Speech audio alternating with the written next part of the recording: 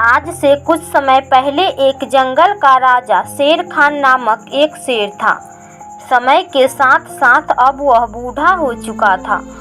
अब वह शिकार भी ठीक से नहीं कर पाता था, जिसके कारण वह काफ़ी दुबला पतला हो गया था। एक दिन शेर खान अपने गुफा में बैठकर कुछ सोच रहा था। अगर ऐसा ही चलता रहा तो मैं तो भूखा ही मर जाऊंगा। अब हमें कोई ना कोई तरकीब सोचनी पड़ेगी। और फिर एक दिन कौवे की मदद से पूरी जंगल में बीमार होने की खबर पहुंचवा दिया। उसके बाद एक एक करके जानवर शेर खान से मिलने आने लगे। जब भी कोई जानवर मिलने आता और जैसे ही वह शेर के नज़दीक आता, शेर खान उस पर हमला कर देता और मार कर खा जाता। ऐसे ही चलता रहा। जो भी जानवर शेर से मिलने आए वह अपनी जान गंवा दिए। कुछ दिन में शेर खान काफ़ी मोटा तगड़ा हो गया। एक दिन एक लोमड़ी शेर से मिलने आई, मगर वह गुफा के बाहर से बोली, शेर खान, अब कैसी है तुम्हारी तबीयत? अब अच्छा महसूस कर रहे हो ना? तुम कौन हो मित्र? अंदर तो आओ। मैं इतनी दूर से तुम्हें पहचान भी नहीं पा रहा हूँ और मैं बाहर तक आके तुमसे मिल भी नहीं सकता, क्योंकि अब स्थिति ठीक नहीं है। लोमड़ी बड़ा ही चतुर थी। वह शेर की बात को सुन तो रही थी, मगर वह ध्यान से गुफा के बाहर जानवरों के पैर के निशान को भी देख रही थी। शेर खान, अब मैं अंदर नहीं आ सकती, क्योंकि अब मैं सब कुछ समझ गई हूँ। जानवरों के जाने के निशान तो है, मगर आने के निशान नहीं है। ये सब जानने के बाद भी मैं अंदर आऊँ, इतना बेवकूफ़ नहीं हूँ मैं। इतना बोलकर लोमड़ी वहाँ से भाग गई और जंगल के सारे जानवरों को सारी बात बता दिया। जिसके बाद कोई भी जानवर शेर खान से मिलने नहीं गया। तो दोस्तों, देखा न कि लोमड़ी ने कैसे अपने सूझबूझ के कारण न सिर्फ अपना बल्कि और भी बहुत सारे जानवर का जान बचा लिया। इसीलिए दोस्तों, मुसीबत के साथ हमेशा अपने दिमाग से काम लेना चाहिए। आज की कहानी है बल बड़ा या बुद्धि। आज से बहुत समय पहले की बात है। एक जंगल में एक शेर रहता था। वह बड़ा ही बलशाली था। जंगल के सारे जानवर उससे डरते थे और उसकी झूठी प्रशंसा किया करते थे, जिसे सुन शेर को बड़ा आनंद मिलता था। उसी जंगल में एक बंदर भी रहता था, जो कि बड़ा ही बुद्धिमान था। वह शेर की प्रशंसा नहीं करता था और नहीं डरता था। एक दिन शेर ने बंदर से पूछा, क्यों रे बंदर, जंगल के सारे जानवर हमारे बल की प्रशंसा करते हैं, परंतु तुम मेरा तारीफ नहीं करते, क्यों? मैं आपकी किस बात का प्रशंसा करूं? आपके पास बल है तो मेरे पास बुद्धि है, तो प्रशंसा किसकी होनी चाहिए? बंदर की बात सुनकर शेर को गुस्सा आ गया और बोला, इस दुनिया में बुद्धि से बड़ा बल होता है, क्योंकि बलवान के सामने बुद्धिमान का कोई महत्व नहीं होता। इसी बात पर दोनों में विवाद हो गया। दोनों के अलग अलग तर्क थे। मैं आपको समय आने पर बताऊंगा कि बल से बड़ा बुद्धि होता है। उसके बाद दोनों अपने अपने रास्ते चले गए। कुछ दिन बाद शेर शिकार के लिए इधर उधर भटक रहा था। तभी वह एक गड्ढे में गिर गया, जिसके कारण उसे काफ़ी चोट आ गई। फिर भी वह जैसे तैसे करके बाहर आ गया। तभी उसने देखा कि एक शिकारी हाथ में बंदूक लिए उसके सामने खड़ा है। शेर घायल हो चुका था, इसीलिए वह शिकारी का मुकाबला कर नहीं सकता था। तभी पेड़ पर से अचानक पत्थर बरसने लगे, जिससे शिकारी घायल हो गया। और वहां से अपनी जान बचाकर भाग निकला।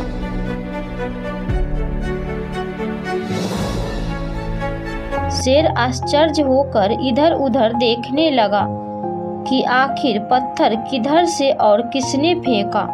तभी उसे बंदर दिखाई दिया।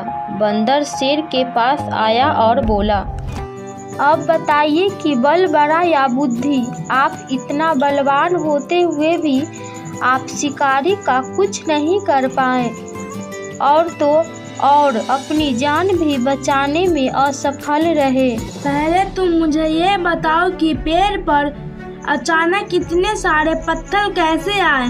मैंने शिकारी को गड्ढा खोदते हुए देखा था। तब मैं समझ गया कि वह किसी बड़े जानवर का शिकार करना चाहता है। इसीलिए मैं पहले ही बहुत सारे पत्थर को पेड़ पर इकट्ठा कर लिया था।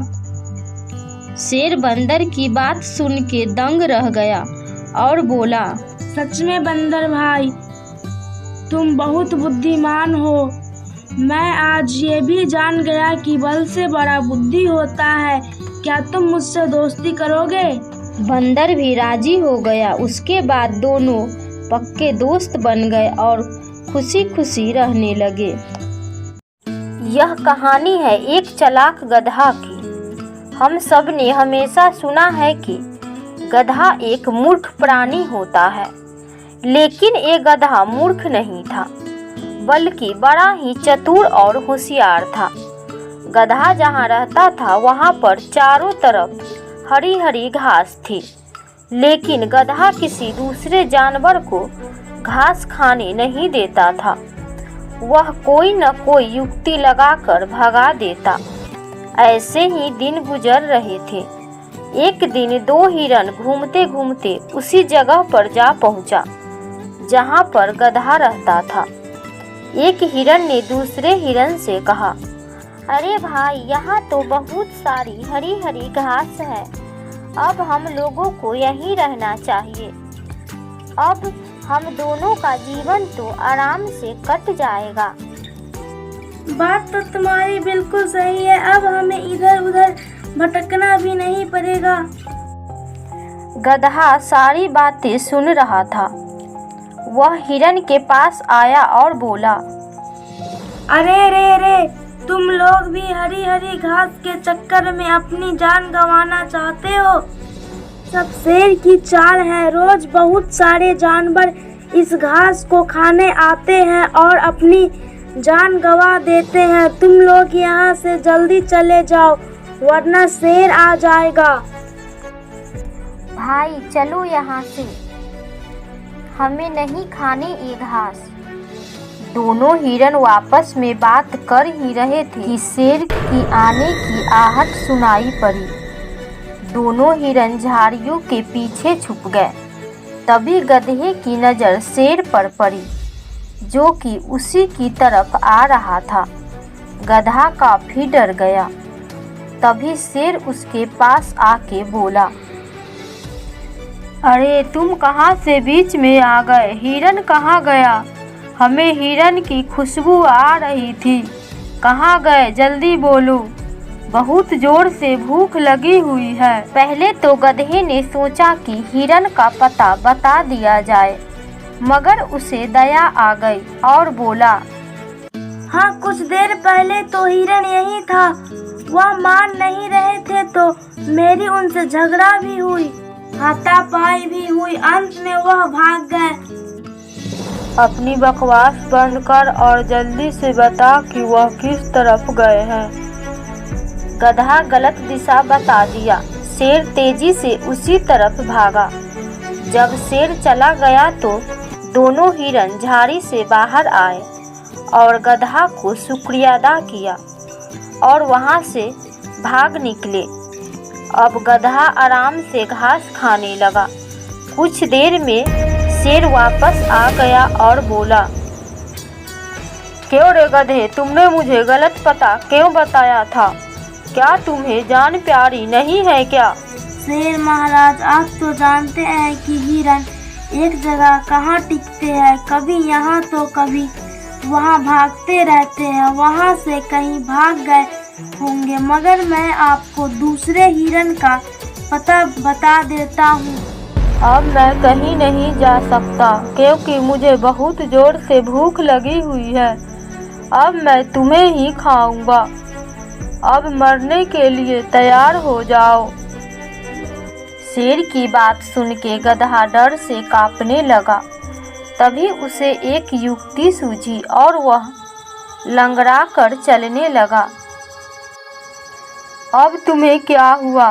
तुम लंगड़ा के क्यों चल रहे हो? तुम चाहे कुछ भी करो, आज तो मैं तुम्हें खा कर ही रहूँगा। ओहो, मेरे पैर में एक कांटा चुभ गया है। कांटा काफी बड़ा और जहरीला है।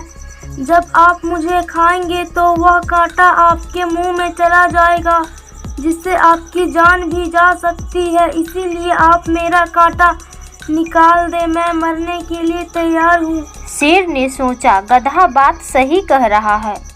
वह गधे के पीछे गया और जैसे ही गधे के पैर के पास गया, वो ऐसे ही गधे ने दुलत्ती मारी। शेर तीनों खाने चित हो गया। वह उठता फिर गिरता, फिर उठता फिर गिरता। उसके जबड़े टूट गए और बेहोश हो गया और गधे ने अपने चालाकी से अपनी जान बचा ली और वहां से चला गया। बरगद के पेड़ पर टोनी चिड़िया अपने पूरे परिवार के साथ में रहती थी। उसका परिवार बहुत बड़ा था। टोनी चिड़िया के परिवार के आधे लोग टोनी चिड़िया की तरह सुंदर थे और आधे लोग काले भूरे रंग के थे। जिस ग्रुप में सुंदर चिड़िया थी, वह लोग काले भूरे चिड़िया का हमेशा मजाक उड़ाया करते थे। इसलिए चिड़िया का परिवार दो ग्रुप में बट गया था। आए दिन इसके बीच हर छोटी छोटी बात में लड़ाई होती रहती थी, पर उनकी माँ उन्हें हमेशा प्यार से एक साथ रहने के लिए कहती थी। पर दोनों ग्रुप के चिड़िया अपनी माँ की बात को नहीं मानते थे। इस वजह से टोनी चिड़िया हमेशा उदास रहती थी।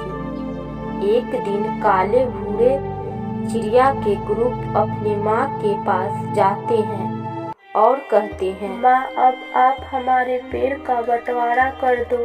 अब हम लोग सुंदर चिड़िया के साथ में नहीं रहना चाहते हैं। इतने में ही सुंदर चिड़िया का ग्रुप भी पास पहुंच जाता है और वह भी पेड़ के बंटवारा की बात करने लगते हैं। इस बात से माँ को बहुत हर्ट होता है, पर फिर भी माँ बोलती है, ठीक है, आज रात को सभी सो जाओ, कल सुबह बात करते हैं।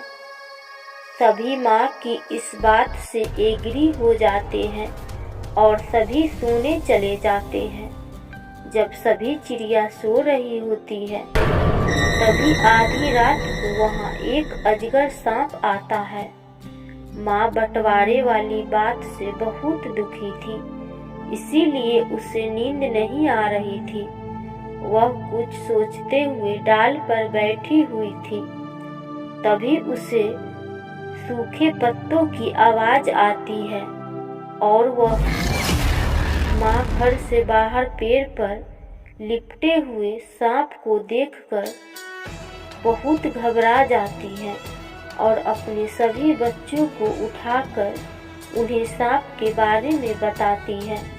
पहले तो सभी बच्चे बहुत डर जाते हैं, पर माँ उन्हें समझाती है कि बच्चों कुछ भी हो जाए, आज हमें मिलकर इस परेशानी का सामना करना है। आज तुम लोगों को आपस में नहीं लड़ना है।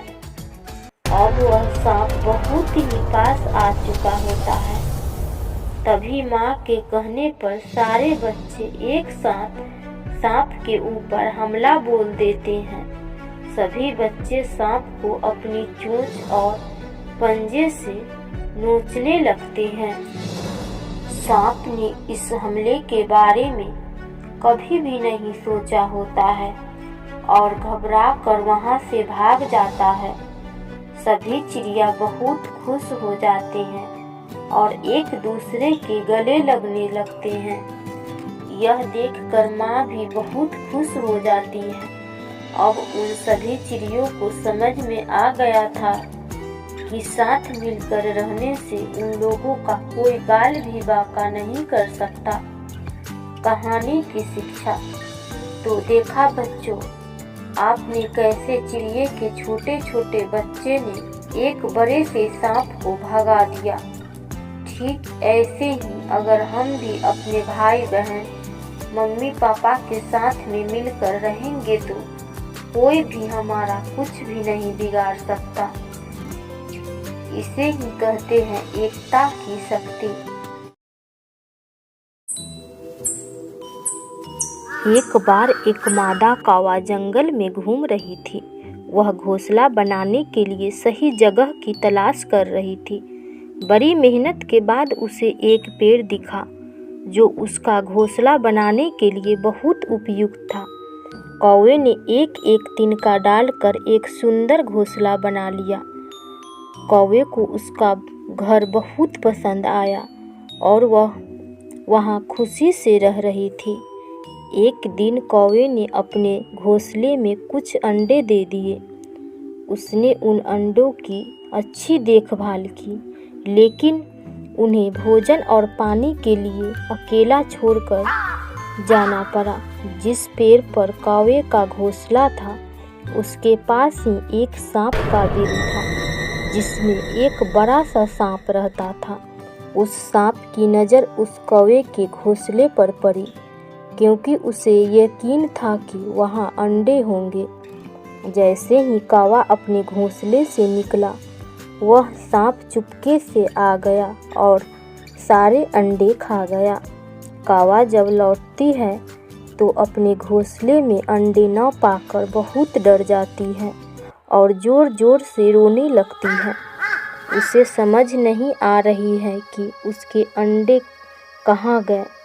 कुछ दिन बाद कौवा फिर से अंडे देती है और जब वह शाम को फिर से भोजन और पानी के लिए बाहर आती है तो पीछे से सांप उसके अंडे खा लेता है। वापस आने पर कौवा अपना अंडा न पाकर फिर से रोने लगती है। अब कौवा बहुत गुस्से में है और वह सोचती है कि वह यह पता लगाती रहेगी उसके अंडे कहाँ गायब हो गए।